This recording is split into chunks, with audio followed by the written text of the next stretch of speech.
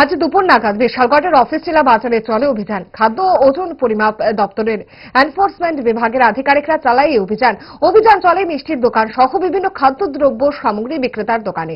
অভিযান চালিয়ে plastic bag, মেয়াদ উত্তীর্ণ দ্রব্য সামগ্রী, গ্যাস সিলিন্ডার সহ আনুষঙ্গিক জিনিস বাজেয়াপ্ত করা হয়। 3 দোকানিকে করা হয় আর্থিক জরিমানা। সতর্ক করা হয় বিভিন্ন দোকানিকে সরকারি বিধিবদ্ধ নিয়মে মান্যতা রেখে ব্যবসা করতে করা হয় সতর্ক।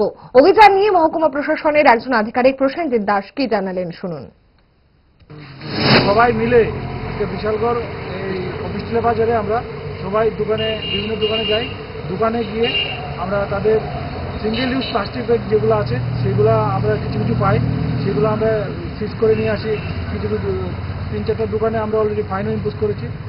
আর কিছু আছে আমরা এই মিষ্টি দোকান ভিজিট করি, যেখানে পরিকাঠামোগত ব্যাপার নিয়ে তাদেরকে ব্যবহার করি, যাতে তারা ঠিকভাবে পরিষ্কার করে রাখে, যাতে আনহাইজেনিক খাবার যাতে এখানে না বানানো হয়, হাইজেনিকভাবে সব কিছু করা হয়, ঢেকে রাখা হয় মিষ্টির দোকানে গুড়গুলো।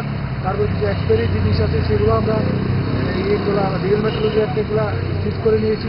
একটা কেস রেজিস্টার হয়েছে, রিয়েল মেট্রোলজি অফিসার আমার এখানে সঙ্গে আছেন, উনিও একটা কেস রেজিস্টার করেছে। তারপরে আমরা ফুডের যে ম্যাটার নিয়ে সেটা দেখলাম যে বিভিন্ন দোকানে তাদের যে প্রাইস ইন্ডেক্স সেটা ঝুলিয়ে রাখে না, সেটাও করার জন্য ইনস্ট্রাকশন দিয়ে এসেছি যে নেক্সট টাইম যদি এরকম হয় তাহলে আমরা আইনগত ব্যবস্থা নেব এইভাবে। এবং কমার্শিয়াল কতগুলো জিনিস আছে সেগুলো আমরা চেক আপ করে দেখে আসি।